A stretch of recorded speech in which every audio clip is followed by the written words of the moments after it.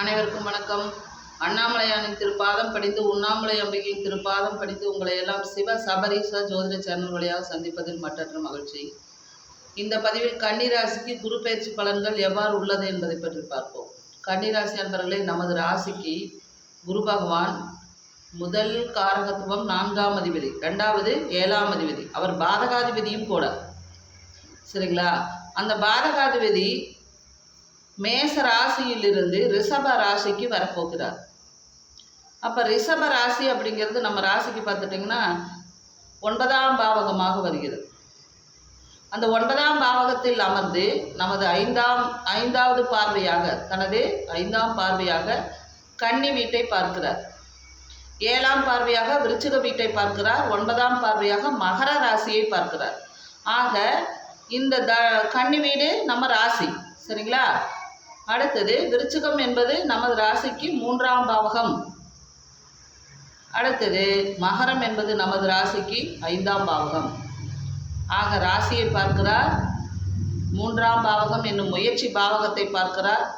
5ஆம் பாவகம் என்னும் பூர்வ புண்ணிய ஸ்தானத்தை பார்க்கிறார். ஆக குரு பார்க்க கோடி நன்மைதான். அந்த குரு பகவான் பாதகாதிபதியாக இருந்து ரிஷப வீட்டில் அமர்ந்து நமது ராசியை பார்ப்பதால் கண்டிப்பாக கவனம் வேண்டும். சரிங்களா? ஏன் அப்படின்னா அவர் முதல்ல பாதகாதிபதி. அப்போ விரயத்தை கண்டிப்பாக கொடுப்பார். அப்போ வேலை செய்கிறதுல அந்த தொழில் சம்மந்தப்பட்ட இடமா இருந்தாலும் சரி, மற்ற எல்லா வகையிலும் விரயத்தை கொடுக்க வல்லவர். அதனால் கவனம் கண்டிப்பாக வேண்டும். கன்னிராசி அன்பர்களுக்கு கேதுவும் நமது ராசியில் பயணம் செய்து கொண்டிருக்கிறார். ஆக கேதுவுடன் குரு தனது 5ஆம் பார்வையாக இணைய போர்வதால் அதனால் நம்ம என்ன பண்ணணும்? கண்டிப்பாக கவனமாக இருக்கணும். கடன் வாங்க வச்சிருவார். கடன் வாங்க வைத்தா மட்டும் பத்தாது. சரிங்களா? மற்ற உபாதைகளை தந்து விடுவார். வயிறு சார்ந்த உபாதைகள் வந்துவிடும். ஆகவே கன்னிராசி அன்பர்களே கவனமாக இருங்கள். சரிங்களா? நம்ம ராசிக்கு 3ஆம் பாவகம் அப்படிங்கிற விருச்சிக பாவத்தை பார்க்கறதுனால முயற்சி செய்யுங்க. முயற்சி செய்யக்கூடிய காரியங்களில் வெற்றி வரும். கவனமாக இருந்து முயற்சி செய்யுங்கள். சரிங்களா? அடுத்தது நமது ராசி பூர்வ புண்ணிய ஸ்தானம் என்னும் மகர வீட்டை பார்ப்பதால் குலதெய்வ வழிபாடு செய்தீர்கள் என்றால் நமக்கு ஏற்படும் இடர்பாடுகளிலிருந்து கண்டிப்பாக நாம் வெற்றி பெறலாம். ஆகவே கன்னிராசி அன்பர்களே, குலதெய்வ வழிபாட்டை தவறாமல் செய்யுங்கள். குலதெய்வ வழிபாட்டின் குலதெய்வம் தான் காக்கும் கடவுள். ஆக என்ன பண்ணணும்? குலதெய்வ வழிபாட்டை செய்யுங்க. குலதெய்வத்தை கும்புறதுனால கண்டிப்பாக உங்கள் பிரச்சனைகள் எல்லாம் தீர்ந்துவிடும். கன்னிராசி அன்பர்கள் கேதுவினால் ஏற்படும் தாக்கத்திலிருந்தும் விடுபடலாம். சரிங்களா? அதனால் என்ன பண்ணணும்?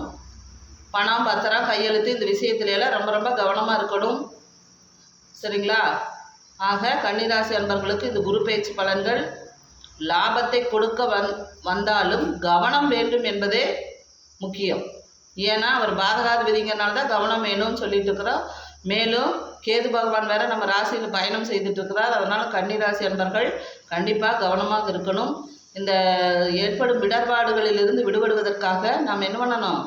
நம்மளுடைய குலதெய்வம் அப்படிங்கிற முன்னோர்கள் வழிபாடு செய்த குலதெய்வத்தை வழிபாடு செய்வதனால் உங்களுக்கு ஏற்படும் இடர்பாடுகளிலிருந்து நீங்கள் வெற்றி பெறலாம் என்று கூறி வாய்ப்பு கொடுத்த அண்ணாமலையானுக்கும் உண்ணாமலை அம்பிகைக்கும் நன்றி. சிவாய நம. திருச்சிற்றம்பலம்.